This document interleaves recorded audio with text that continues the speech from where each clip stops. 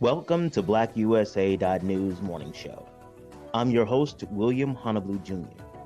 Join us as we explore the news and opinions that impact our community. We break down how the major stories have a very personal, local, and racial impact.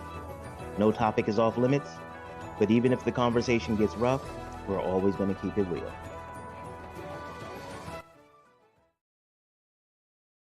Greetings and salutations, all my people out there in internet land.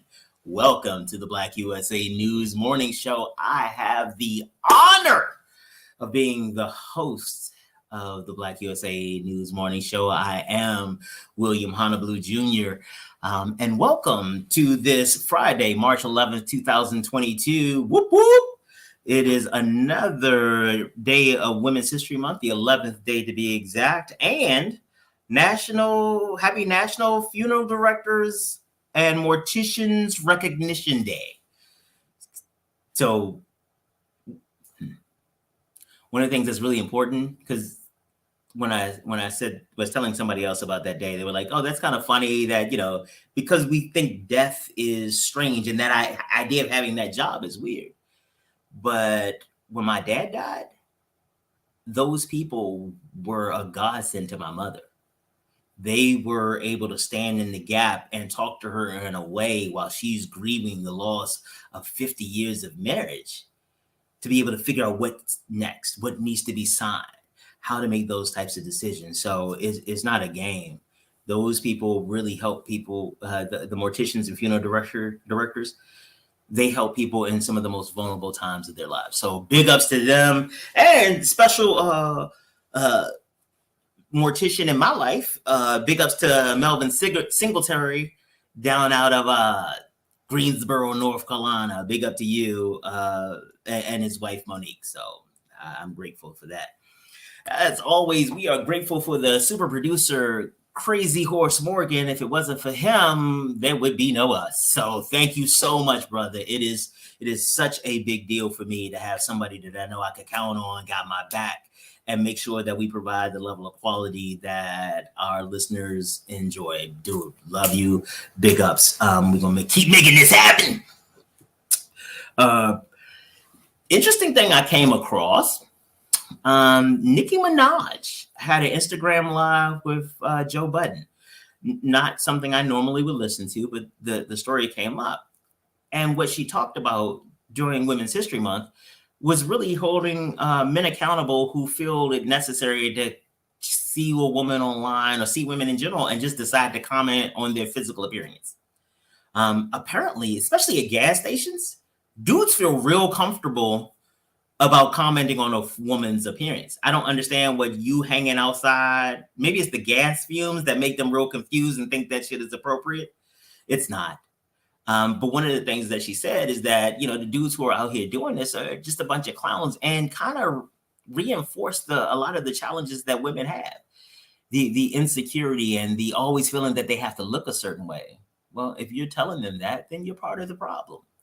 So I think she did a really good job of holding dudes accountable and stuff like that. So it was really cool. So if you haven't seen that interview, go ahead and check that out. I appreciate some strong, feisty womanness during the midst of Women's History Month. Speaking of Women's History Month, you all know that it's our month of Black women. Yesterday we had an amazing show with one of my best friends, Michelle Holcomb. She talked a lot about how she has navigated her space and become independent, and how having her daughter really transformed how she saw her role and her life. A new trajectory came with her daughter's birth, and she talked about that, and it was really amazing. And it was cool because I had to act like I didn't have all the information, because that is my girl, Honey Grand. But it was an awesome interview. If you didn't get a chance to check that out, please do. You will not be disappointed. But we also talk about Black girls and what Black girls can do, because Black girls end up being Black women. So as we support our Black girls, we are having a pitch showcase, a business showcase, I should say, for Black girls, and two of them that'll be there, Zaria and Faith. They are legitimate business owners. Like, no, oh, it's really cute. No, they have brands, they have marketing strategy, and they will impress the hell out of you when they start breaking down what their numbers are, how they, because I've been in business since I was 3. I mean, it is a big deal when you 6. That's like half your life you've been in business. I can't even say that, and I'm 50, so. But it is. I'm so excited about Saturday and to watch these girls just tear it up. See, y'all don't know. This is the cool part about having your own show. I got to see a preview. Sure, y'all, I ain't ready. Hell, I ain't ready. I saw it and I ain't ready. So I'm looking forward to seeing you all on Saturday for this business showcase, and let's show these girls some love. They are doing the damn thing. All right, so let's also, as we get ready to talk to our guest today, a dope woman. I told you all I know dope people, and this is one of the dopest. Now, I gotta admit how I found out about her. When I was working at an entrepreneurship center, and we had a boot camp, and this dude came in. He was a little late. I was like, okay, whatever. Because he came in and said, hey, excuse me. I was like, okay, he's late and he's gonna say something. All right. So he was like, can I record this for my wife? I said, you want to what? She said, she's my business partner. And I need to make sure she has the same information that I do. And I was like, that sounds reasonable. Yeah, absolutely. That's cool. But I've heard dudes say stuff like this before. It's like they show up in the crowd, especially when women are in the crowd. They talk about how much they love my queen and my this and my that. She is my ribs and all this and all that. She's my mind and my soul and my air that I breathe. And I've heard that, but then when I talk to them privately, it's like, yo, she get on my nerves, yo. I don't know why she tripping about everything. And I was like, okay, this is another dude doing that. But I've got to see them for the intervening 4 years, and it has always been that. There's a movie that I like called A Knight's Tale. So near the end of this movie, I won't go into it deeply. There's this guy who is in the stocks, and people are throwing stuff at him about to kick his butt, and his dudes and like his tribe, his crew, comes through, stands down the whole thing, and it's not like they giants anything. They was going to get handled. And the king or the prince of this area came up to him, and everybody bowed down like, oh, hell, the prince. He looked at the guy. He said, your men are willing to fight for you. If I knew nothing else about you, that would be enough. I've known enough dudes who is bullshit about their women that when I see one that is real, I want to understand. And especially as we get an opportunity to celebrate Black women, I want, so many of my friends talk about not being able to find the relationship, being able to get in. And I don't want to limit her to this. I'm just telling you what I found out about it. I'm excited today because I get to talk to her and find out more about her. But I just want you all to understand who she has been to me. So if you see some of my comments leading back down to the married route, it's not that because I think that is her only value, but that is how I've been introduced. And to see a man who consistently stands up and says and treats his wife, that says a lot to me about the caliber of the woman. And so let me bring this woman on to y'all as I'm sitting here talking about her and stuff. I'm bringing her right in so she can talk about herself, you know what I mean? So wait, programming notes, because Crazy Horse keeps me straight. He said I have to read whenever a guest, don't get excited, read the notes. Just because I know you does not mean that we can just keep going forward. Give you an opportunity to introduce yourself to the people. So I don't want no smoke. Welcome first. Thank you and so much for being here. I know I said a lot about you before you came on, and you could correct the parts that wasn't right, but introduce yourself to the people, please. Well, first I want to say thank you for having me. I appreciate the opportunity because I don't take these opportunities as they come because I'm a little shy, but I'm doing it honorably. Okay. I am great. And I am Kelly Prestbury, and I am the owner of Doula Birthing Services. I'm also the co-founder of the Black Fathers Foundation. I am a mother. I am a doula. I am a advocate. I am a queen. They call me that. So anyway, yeah. So that's my whole spiel. That's it. Okay.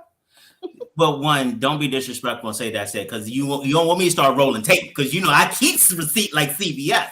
You say something, it's all in, I'm gonna come back out with the rest of it. But so I'm gonna start you off before you get into some of the details. I'm gonna start you off the same way we start everybody else. Mm-hmm. All right. So a couple weeks ago, there was some aliens just cruising through our solar system.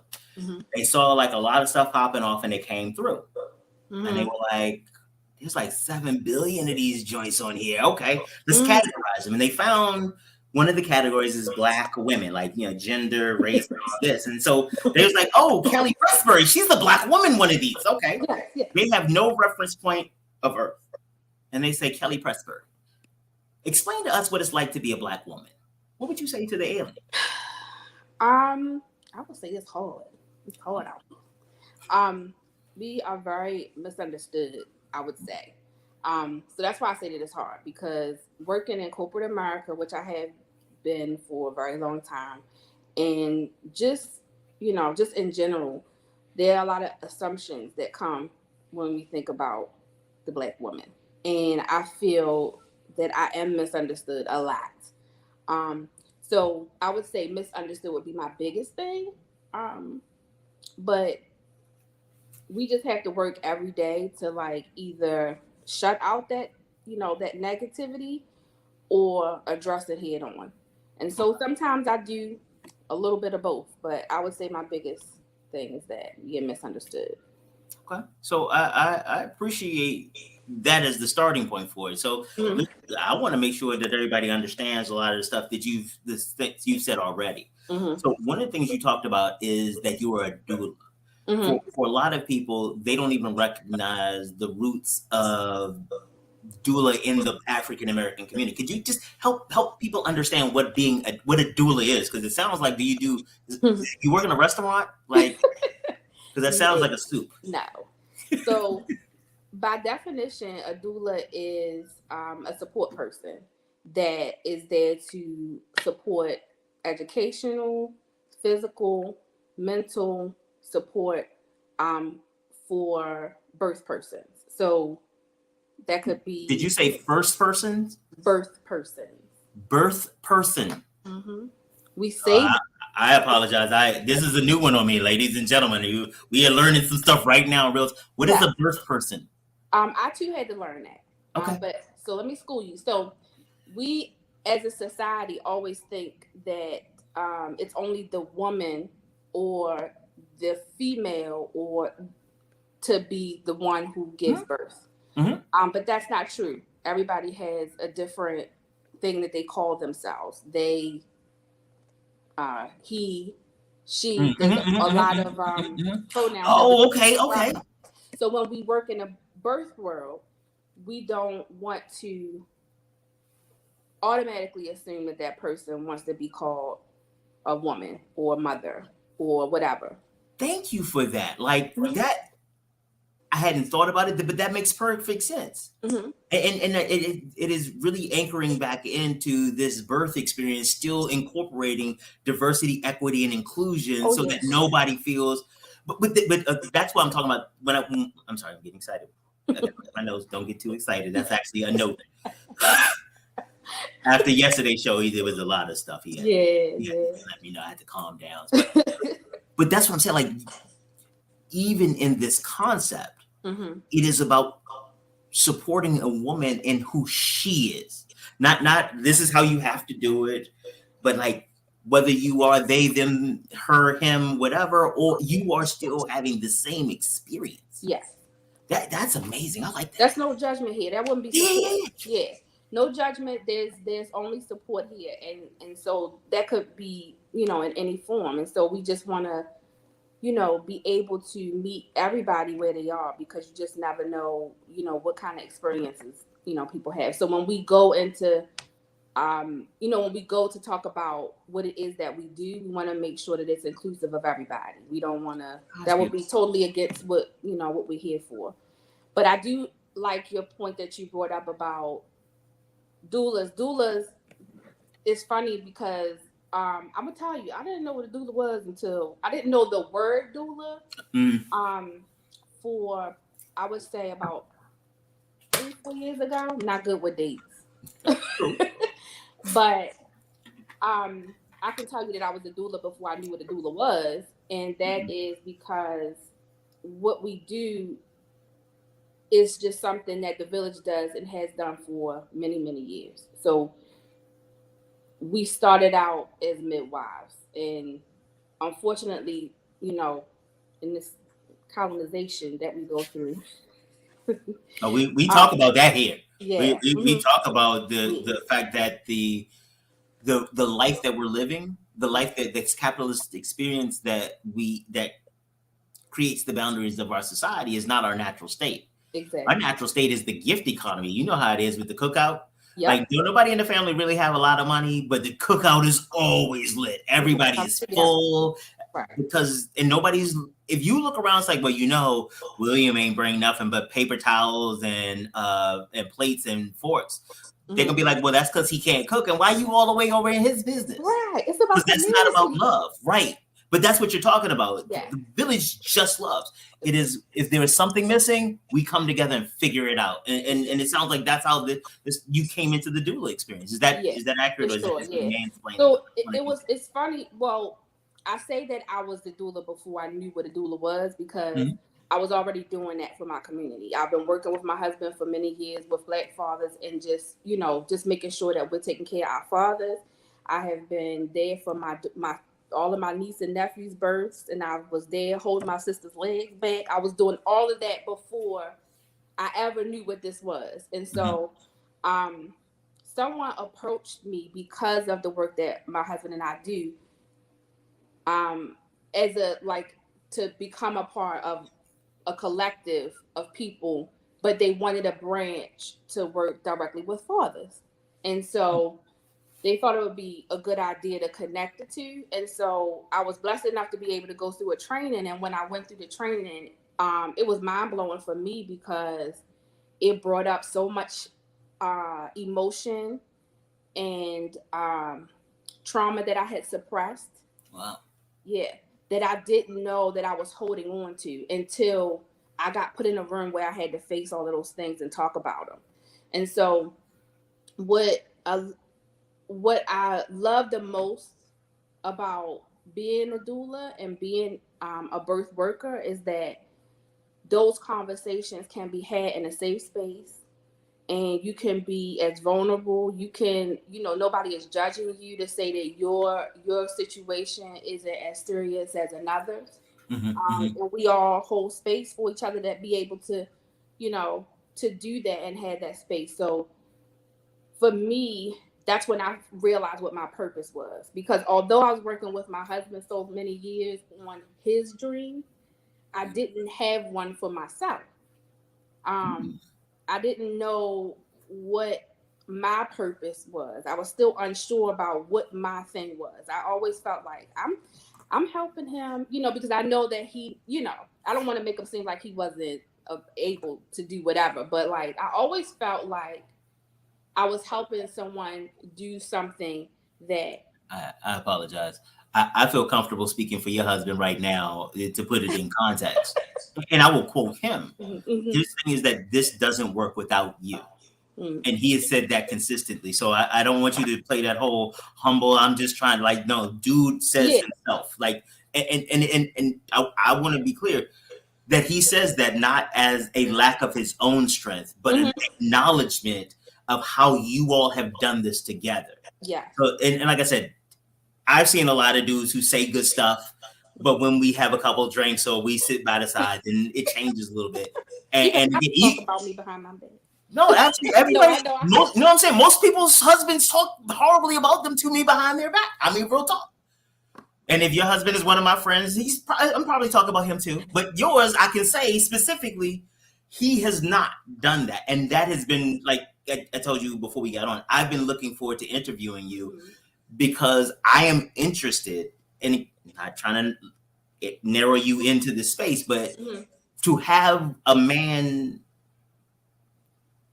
represent like that, publicly, privately, everywhere he goes, whenever he starts talking about, when we were at LHV and he was like, yeah, I'm gonna say she ain't here, but like, you mean like that for me, I don't see that so often. So I'm like, okay, so how y'all do this? And then y'all just be moving wherever the hell y'all want to move because y'all got to. And okay, all right. I got to look back. I'm gonna cut that. The notes say don't get too excited, and I did it. No, I like all of those things, but like just about what I was saying was like I didn't.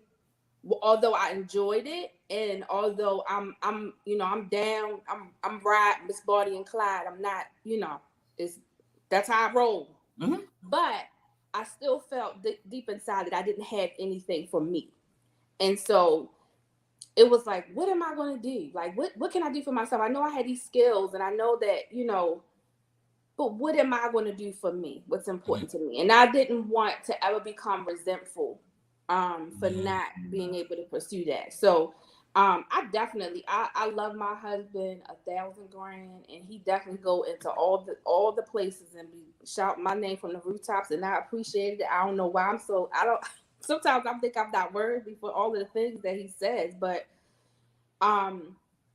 what I do know is that we got each other's back, and that's something that we promise to each other, and we complement each other because the things that I don't, he does, and the things that I do, he doesn't. So we kind of bounce off each other, whether it's a pep talk, whether it's a get your business in order talk, or whatever. We both do that for each other.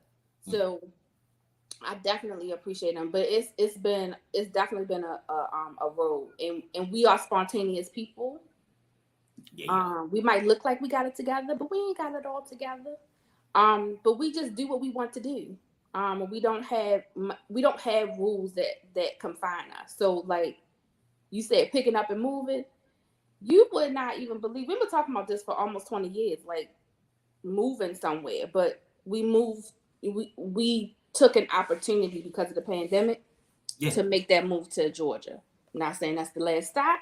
I might come an expat, but this is what we well, one, that's a separate show. That's a separate show. Yes. The 6th district or 6th region in Africa, the diaspora, this separate show. I'm sorry. The notes say don't get excited. I apologize. It's all right, because I like getting excited too. But so one of the things you said that you said so many things, like I got more notes on here for what you said than I got my own notes. But one of the things you said that like really resonated was that you didn't even realize the trauma you had until you had an opportunity or kind of was forced to sit down with it and address it. Right. What was that like? So one thing is I didn't like being, helping Matt with originally helping Matt with Black Fathers, because before it was a nonprofit, it was just a Facebook group, and we did meetups and things like that. My dad was not in my life. My dad was a drug addict for the larger part of my life, and I didn't have a relationship with him for most of my adult life. And it was, as a child, it was like you go along to get along. Like I'm the kind of person, I'm a people pleaser. So acting out and doing all of these things wasn't my thing. My mom, wasn't the kind of person, like I was scared of my mom. I didn't want to like show out. And so I suppressed all of those feelings about my dad, and I didn't really have anybody to talk to about it. And with my mom being a single mother, there were a lot of things that I kind of missed out on that and later on in life that I was like, Dad, but I never had the conversation with my mom. I never, what's the word I'm looking for? I never said, Cal, give yourself grace, because this is not what you grew up with or knowing how to do. And it was because no one probably showed my mom and it's okay. You know, we Sorry, I got a lot of stuff going on over here. It's like we got production stuff happening. The studio that's not what's supposed to happen, but so we working though. We working. No, it's okay. It's all right. That could be cut out. Snip. So, but like with my mom, like I never had that conversation with my mom. And then when I gave birth to my children, looking back, there was a lot of things happening, and Kelly was checked out. Kelly did not have I'm talking about myself in third person, but I did not have the experience that I'm looking for my birth persons to have now, which is an experience that that it's golden, that is something that you can remember, that that you have some control. It's like you can't really control births, but like something that you can look back. I remember not knowing a daggone thing. All I remember is that my doctor called me, and this is, you're going to die laughing when I say this, but I went for pre-op for a breast reduction. Yeah, you're right. I'm going to laugh. Yeah. And the doctor called me and said, Miss Murphy, because that's my maiden name. Uh-huh. Yeah, so you're not getting that breast reduction. You getting you gonna have a baby.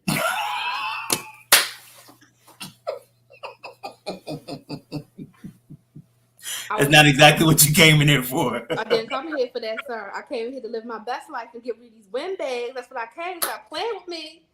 So it's like the opposite news. Yes. So I'm sitting in the middle of the living room, and at the moment Matt and I were already together. Mm-hmm. And we were living with his mom, and I'm standing in the middle of the living room like, so you mean to tell me? And I did not know how to process it. Looking back, I always bottled up my feelings because I did not want to put my feelings onto anyone else. I just went with the flow. All the flows, everybody's flow. I'm going with you because my thing is to support people. I don't want to ruffle your feathers. I just want to be. So all of my emotions and everything, I never really had the time to process them. I was not ready to be a mom. I love my babies, but I wasn't ready to be a mom. I wasn't even knowing if like me and Matt was going to be together. Like I didn't even know if being married is what I wanted to do.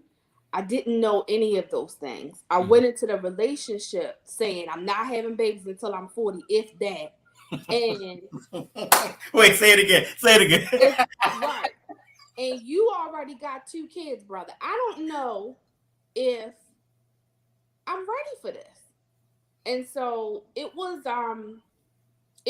from that moment on, my life changed.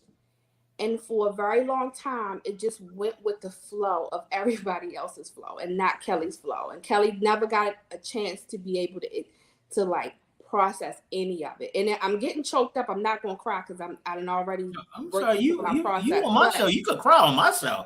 I got permissions from anybody you need their permissions to cry on my show. We cut this shit out if you want to. No, but I really do think that this is part of the Black woman experience. Yeah, it is. I didn't want to walk away from my 2 stepsons. I didn't want to, I didn't want to hurt Matt's feelings. He's a dad, and he's a good dad. Like, I just kept going with the flow. And so for so many years, and I will tell you probably up until about 3-4 years ago when I went through this experience at a doula training in Baltimore City at the Family League with an amazing trainer. Her name is Malika. She is a certified doula trainer with DTI. Big ups to Malika. We got to process some of those things. And even in the training, I probably didn't say a whole lot. Probably went home and cried a lot. But it just triggered something in me that it is okay to have had these experiences, but there's going to become a time in your life where you need to own up to them and that you didn't feel like it was right to all the people, to all of the things. I didn't get a chance to do that with my dad. So I'm still processing that. He is now, in my house. I cremated him, but that's my dad. I took care of my business, and one day I'll be able to do that. He's actually he was cremated and he's in my house now. But when I tell you it takes me a long time to process things, when his ashes arrived, I didn't even know how to take them out the box and put them on display because because we have to process those things. And so what I learned in this is that not everybody has to be so quick to deal with a thing, but they need somebody to hold space for them and let them know it's okay, and let them know that however long it takes, and give them grace and love, and just let them, ride it out, but just let them know that you're here.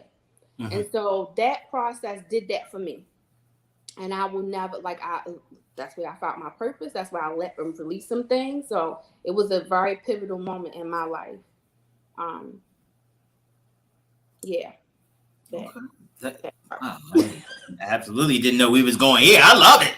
Yes. One of the things that in doing these shows, we've only been doing this for about 11 days so far.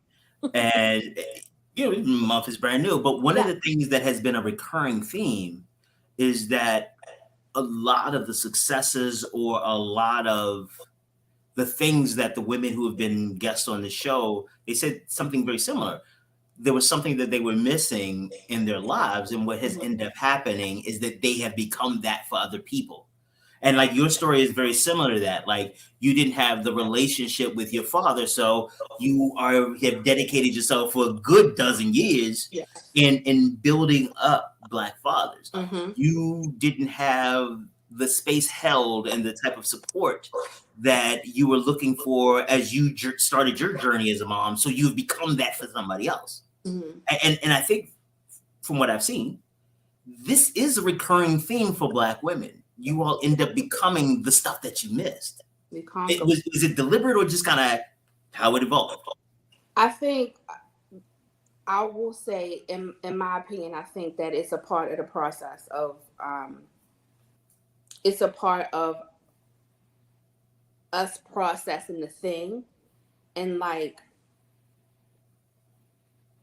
knowing what it feels like to go through that thing. And trying to eliminate someone else having to go through it. And if I could explain to a new father how much just being there is of importance. You don't have to have all the things. My dad didn't have, like I said, it wasn't my whole life. When I was young, he was there. And I longed for that my whole entire life. But I think what it was is that he was ashamed. And so he stayed away. And so if I could just tell one dad that it's not about the money, it's not about your relationship with your child's mother, it's not about your education, it's not about your health, it's not about any of those things. Just show up for your child. And just be there. You don't gotta do nothing.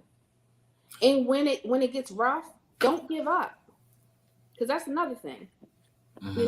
We dads have a lot up against them. Fathers have a lot of things up against them, but cut all that noise out and focus on what's important, and that's your child. And for the brothers out there who are trying to do it, we've had a couple of shows. Jabari, right? Jabari Natura from Conscious Heads. Yes. He was on once, and it was right around Kuji Chakalia, but COVID happened. And so our conversation totally shifted from this Kuji Chakalia event. We ended up talking about fatherhood. And one of the things he talked about was while he was going through it, he had lost, his business was falling apart, his social circle was falling apart, and his marriage was falling apart, all at the same time. and he was trying to hold on to something. It was just like, I'm going to fight for this. I want full custody and da-da-da. And he was like, and he's, to your point, a brother pulled him off. It's like, bro, I don't think this is what you want. Yeah. Because do you think when the judge hits his gavel, all of a sudden the girls are just going to listen to you because the judge said that you're in charge now? Yeah. And it's one of those things like you're talking about. It's like he very, very clear about it. It's like, I am grateful that some of these brothers were in my life and pulled my card and really helped me look at it differently. Yeah. Because he was, again, everything falling apart in his life. Yeah. Yeah. And he did what he said. He said he didn't even realize how far he was gone. He thought he was fighting for his kid. Yeah. And so I appreciate, again, even in this space where the focus is you and being a Black woman and what that means, you still anchor it back in to the value of the tribe and the support across the community. Yeah. And I want to make sure that, because, you know, my goddaughter is going to be watching this, and I want them to realize that this is a choice, and it shows up like this. Yeah. One of the other things you said about fathers, and I want you to talk a little bit about what you've seen, not necessarily your experience, but that shame is a really big deal. Yeah. Primarily, I can't say primarily, I'll speak for myself. I know that through most of my life, I actually hated me. I wasn't sure where the value was and all of this. And so even now, it's easy to fall into shame. Oh, yeah. Yeah. It is easy to fall into, I can't make that phone call. I ain't shit. Like, I'm supposed to call this person. I ain't done this. I'm supposed to pay that. I was supposed to show up this day. How, and again, that is my experience, but I've also heard from Black women that these types of, while I feel these types of roles, these are parts of your identity. Yeah. Because if you don't fix breakfast, and again, maybe your house is different, but there are a lot of people, if you don't fix breakfast, kids don't eat. If you aren't the one who takes care of school shopping, kids will wear the same kids things from last year. And a lot of dads are like, I mean, cool. Yeah. And even the women on the show have talked about how they feel the extra pressure of having to be the gap for everybody, because if you're not the gap, it just falls. Yeah.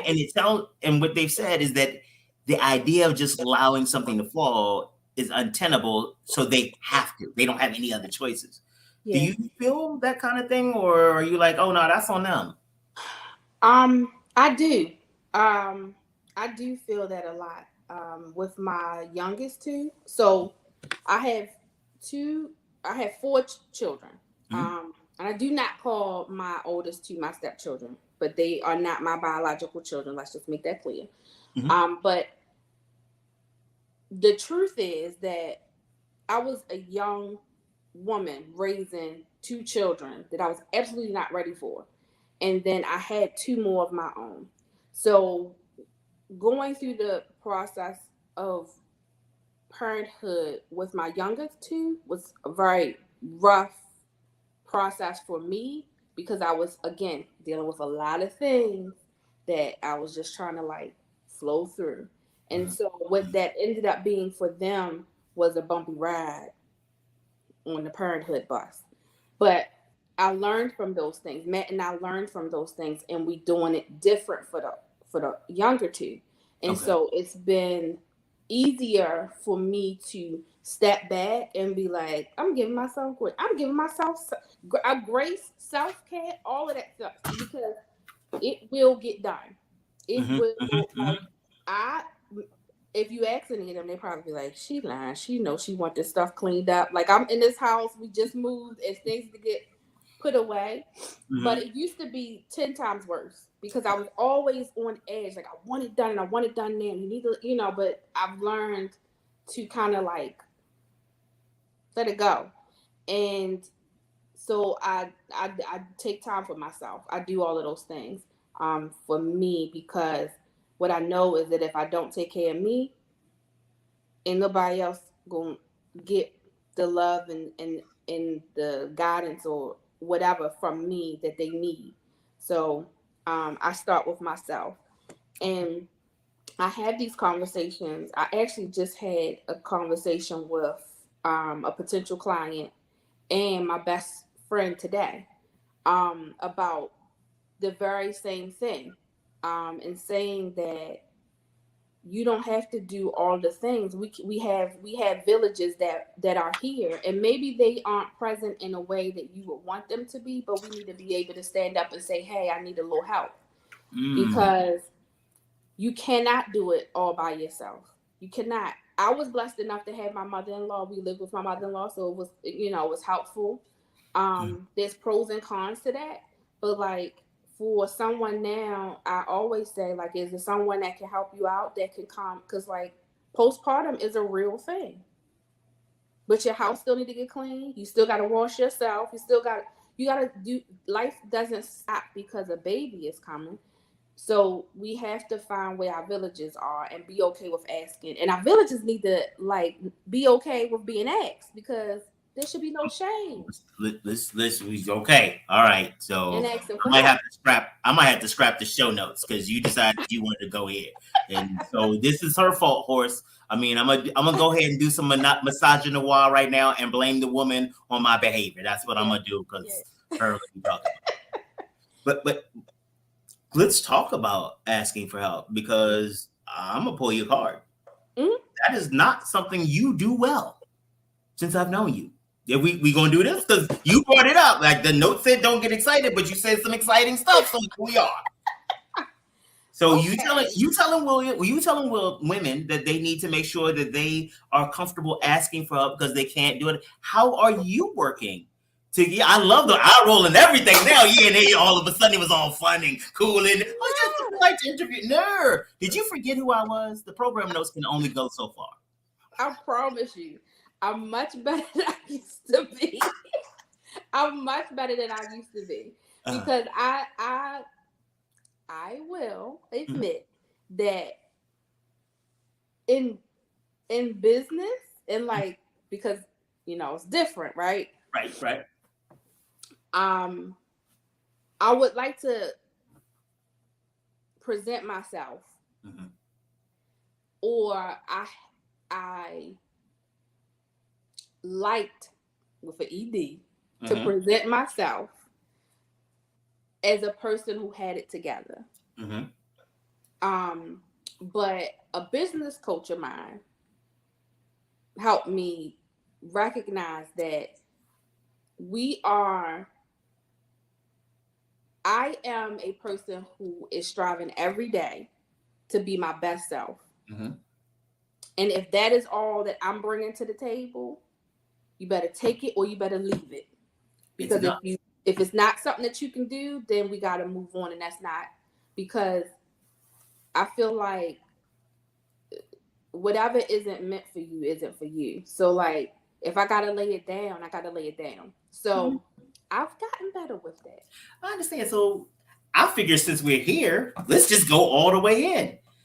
You have an entire platform right now. Let's ask the audience for some help. What you need?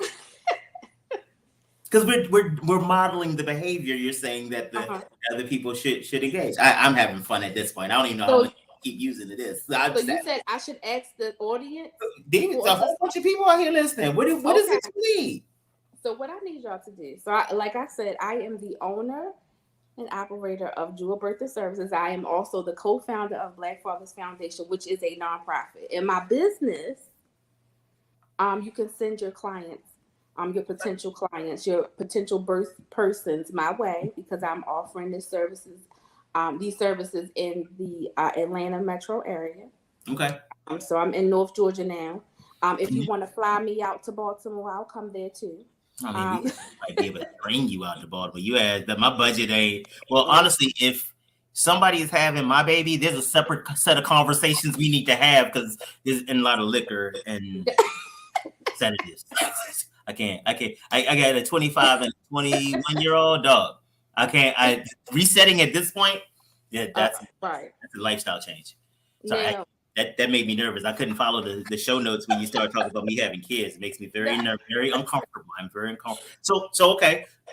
So we looking for pregnant people, pregnant pregnant older people, younger people, people of color? Oh, we see all the clients.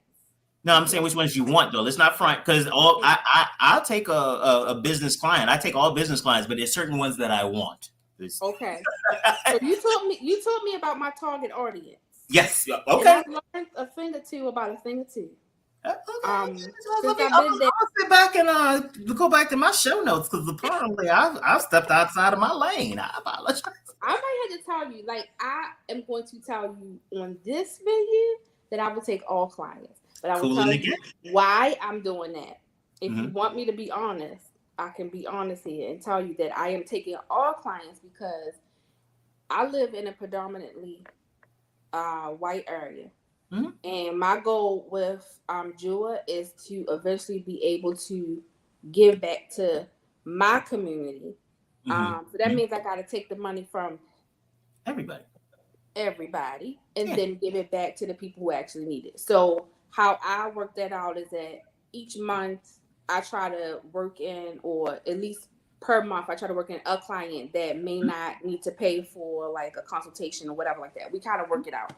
So I do that intentionally. So we don't deny anybody.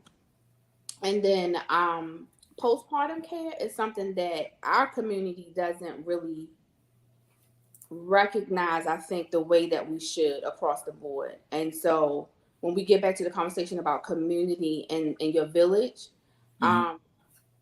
in the white community, they hire up the place. They're getting people to cook, they're getting people to clean, they're getting people to but from what we know and how we were raised is that our community is supposed to help us do that. Aunt Sarah supposed to come down with that chicken. Somebody's supposed to be cooking for me. Somebody's helping me to the church, all of those kind of things. So it looks different, but I feel like with this work, I try to just cast the net wide, and then because the work that I do is important to, I need to make sure the vibe is right. Right. That's a big deal. We do consultations and we find out, because I might talk to you and I'm like, nah, that's a little bit too much for me. You might talk to me and feel the same way. And I definitely lay that out when I'm having the conversations, because this is intimate. I'm going to see you with your legs in the air. We need to be able to vibe. There's a new level of trust here. Yeah. And I mean, I have watched them behinds. Like I've got up in there and they were surprised. Like I've watched them behinds. So I feel like, that could be anybody. We don't know. We do run into some situations, but for them, I'm very confident in saying, hey, I don't think it's going to work out. Okay. Yeah. Now, as for the Ask for Black Fathers Foundation, the need is always there, because we want to help our fathers be the best fathers they can be. We don't want them to have any obstacles in being able to be there for their children. Should it be, our goal is to be able to help fathers with health. Our goals are to, like, we have 3 pillars, but I always go off on a tangent because we want a holistic approach to helping these dads out. Because we first got to hit the barrier of fathers being able to actually ask. We got to make them comfortable with asking. And so what goes into that is a lot of like programming, and we haven't gotten there yet, but we want to get there. We got a lot of goals and aspirations when it comes to this organization. But right now, the immediate need is always our emergency fund. So we take donations because dads will contact us because they don't have money to feed their kids, and we give them. We don't judge. We don't give them that. So if we can keep our emergency fund going, and then right now we have created a what we call a storehouse. We finally got a spot to like start storing some essentials. And so right now we're collecting baby items, so diapers, diaper bags, bottles, anything. My mom is sending me onesies. I got stuff coming here from Target. She is setting up an automatic order every time she get her little check every month. I'm like,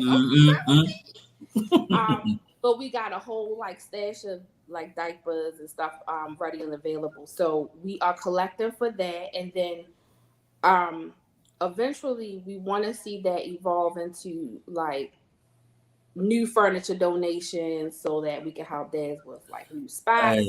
Wait. Keishel Luter. Keishel was a guest on the show a couple of weeks ago. She used to run what's it? She used to run a organization that gave furniture to people who were newly homed or that had stuff like that. So remind when later on, hit me up so I can make sure to connect y'all, because if nothing else, she has the experience of what it should look like, forms you need, how do you create those relationships. Even if she doesn't necessarily have some contacts heavy down in Atlanta, she may be able to at least provide some guidance and idea. Big up to Michelle, because she, she's doing her real estate game now. She's transitioned. She was like, well, I was helping them put stuff in houses. How about I help them get houses? Yeah. So I appreciate the growth, but she might be able to put you on, especially. But it's good. You see how it works. You ask for it, we gonna find it for you, baby. Yes, and we definitely always take a call. It is just honestly like we have a couple of people that are always there to support us, that work with us, like on content and things. Let's shout them out, because we want to. Amazing. Greg Washington, Barry Jenkins. I don't know if anybody knows them two cats, but they are amazing. We know them now. We know Honolulu. Honolulu is always there when we have all the crazy questions and we need documents reviewed. And he like, girl, send that thing back and get it together. We have Leah Young is an awesome person that like I try to bounce my marketing strategies off of. And we had a business consultant. Her name is Rachel Doula. She's a nonprofit kind of like guru. She helps people set up nonprofits. And so it's a list. It's like a mad list of people that we always try to bounce stuff off of. But my husband would, if he was here, he was like, yeah, it was just, it's just us. We don't have one of these fancy nonprofits where they got boards and all of it's just us. And I can hear him saying that. I mean, it is hard. And maybe it is that we don't know how to create that board just yet. Maybe we just not that it's a whole lot of things, but trust, we're doing this thing. And my husband has quit his whole entire job. Yeah, he did. He is dedicated to really improving the quality of life for Black fathers. Yeah. So let's ask you this. We talked about how you initially started, and some of it was the impact of the trauma and your coping mechanisms. So it got you to become a people pleaser and, kind of along the textbook route of trauma response. But now that that's not part of, or at least a major part of your decision-making matrix, you still do a lot of service stuff. So since the kind of those negative pieces, the whole fear and I got to prove myself and I just need to make sure everybody's cool, since that's not driving you, what the hell is driving you? Because you all do, and not even you all, I know you do a lot of stuff. And I also know that there was a whole period of time where you wasn't sleeping. And I also know there's a whole lot of stuff that you handle in the background that you never even talk about. And again, he does an amazing job of really highlighting how you hold him down, even when you're like, oh no, it's cool, blah, blah, blah. But why do you keep going? Because everything that you're talking about is so much. Yeah. Like the entire, as you're talking about the birth experience and trying to deal with postpartum and your leg up there, I saw it one time. No, this might have been one of the reasons we ended up divorced, because I was like, well, I want that back. Like, he messed it all up. Like, that don't even look like what I was doing. I wasn't even working with that before. Anyway, separate issue. But yeah, I'm gonna tell you, stop shaving that. I'm sorry. It was. We gonna talk about it for real. I was intimidated. I was like, I'm not doing shit in there. I'm not doing that's a whole. His head was like this big, and I'm like, it goes back. It goes back. I found that to be true. But in that moment, I'm like, what the hell? It's not supposed to do that. Sorry. It's a magical thing that these bodies do. Ain't never lied. Yes, but that's a different show. That's my OnlyFans show. That's a different show. This is Black okay. USA News, not OnlyFans. Okay, you gotta be paying attention. Okay, so anyway, it's not the Patreon message. This is the regular message. yeah, Okay. we do some after darks now. You want to do okay? Separate issue though. But since it's not those things that are driving you, that negative piece, you're actually doing more shit than you were when it was I'm trying to please everybody. So now that you've made this, what is it that keeps you in the grind on a regular? Well, I told you it's my purpose. I found it. You know, like I feel like I need to do it. Mm-hmm. And trust, there are a lot of days, like yesterday, for instance, where I literally at the end of the day, I'm like, don't say nothing to me, don't touch me, don't look at me, I don't want to hear nothing to do with y'all. Get out my way. But unfortunately, it doesn't happen that often because I've learned how to prioritize, and like I just made a decision, like to let you know, I already certified as a doula, but I signed up for another certification body because I wanted to have more experience with our LBGT community. So I'm with another organization and trying to get some of that insight because I feel like my first round didn't really hit home for me. I felt like it was more charged up on racial situation, but I want to learn that, but I also want to be able to learn it in a way that's like, I won't say organic, but like genuine, more holistic and like loving. Like I don't want to be angry when I'm done. And so I'm doing it again. I signed myself up for another year this, and it's crazy. And then I went and signed myself up for a nonprofit management course that was being offered for free. I signed up for it, and I was like, who's doing this work? Who's doing this?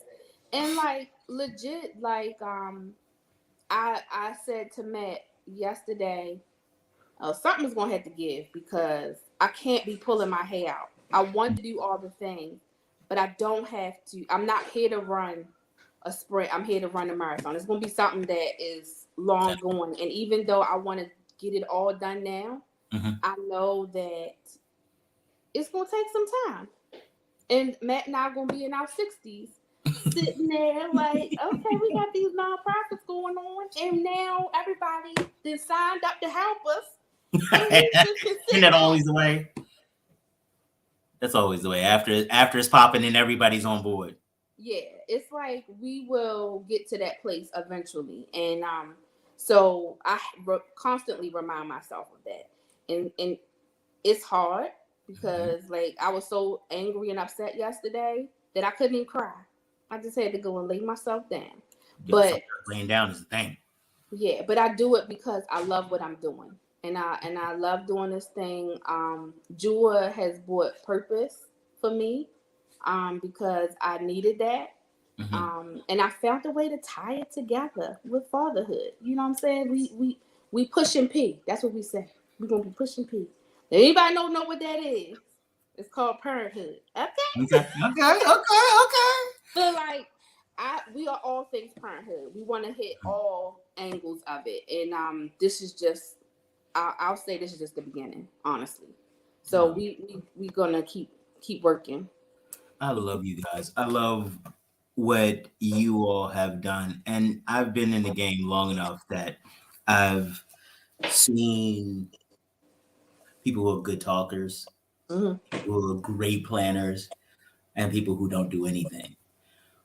Or people that all they have is a good conversation or a decent plan. One of the things, again, that you all do consistently is that you all show up and make it happen. And if we don't do another thing, if we got this, if we have the emergency fund going and we can go give some Pampers to somebody who need it, if I can send Cash App money to a mother on Friday so they get some Starbucks because we tired, if we can do anything, we do it. And so that's how that's how we operate. It's just we just want to see people feel good and get what they need out of life. Man, looking at the clock now, like, damn, it went quick. This again, a phenomenal interview. I tell you people all the time, I know dope people, and today is no different. And look at this, I was right. Sometimes it's rough being right all the time. It's not though. It's not. I enjoy it. It's pretty cool. Huh? I know you lie. You like it. Kelly, thank you so much for being here, and not just gracing my show, but the stuff that you do. Like, honestly, you all are a reason that I am not vehemently opposed to relationships and marriage anymore. I'm still opposed. No, don't get it twisted. Don't let the change fool you. I'm still opposed, just not vehemently. It's not all rainbows, sunshines, and all that kind of stuff. It is definitely some real things that have happened along these 20 so years or whatever that we've been together. And if you can be strong enough just to say, I love this person, and that I'm a roll with them because in my heart, I know that this is the best thing that I need to do, not only for myself, but for them and my kids. If I could say that, for you to be able to understand that, lead with the love, lead with giving people grace, right? You can make it through. You cannot like them. It's okay not to like them sometimes, because trust, I don't like them sometimes. But I do love him, and I lead with that. So if I could tell anybody that, you got to do that. Okay, so I figure you planned this just so you got a mic drop line at the end, and you did it. Congratulations. I hope you're happy with yourself. Kelly, thank you so much for being here. I'm looking forward. I mean, it's COVID, so I don't travel a lot. But when I head to the ATL, we hooking up, and we're going to all go out and eat. I take you on the chitlin circuit. I'm going to get you some food down here. Well, you can take me on the chitlin circuit. I'm just not going to eat chitlins. Let's be clear about that. We can go on a circuit, but I'll be eating fries and chicken tenders. Yeah, they got all of that down here. All right, hon. Thank you so much. Thank you. Have a good one. Good night. Oh, man, listen. What did I tell you? I know dope people. Like, that's a phone call, and I got this incredible woman who is helping men, women, mothers, fathers, LGBTQ, all the peoples. She's out there doing a damn thing, and I am so grateful that she blessed us and with this interview. And okay, I'm a little worn. I gotta be honest. We touched a lot of stuff. I got like a lot more notes and stuff. I got notes on the other side. It's crazy. Well, we're at the end of the show, so we'll be black tomorrow.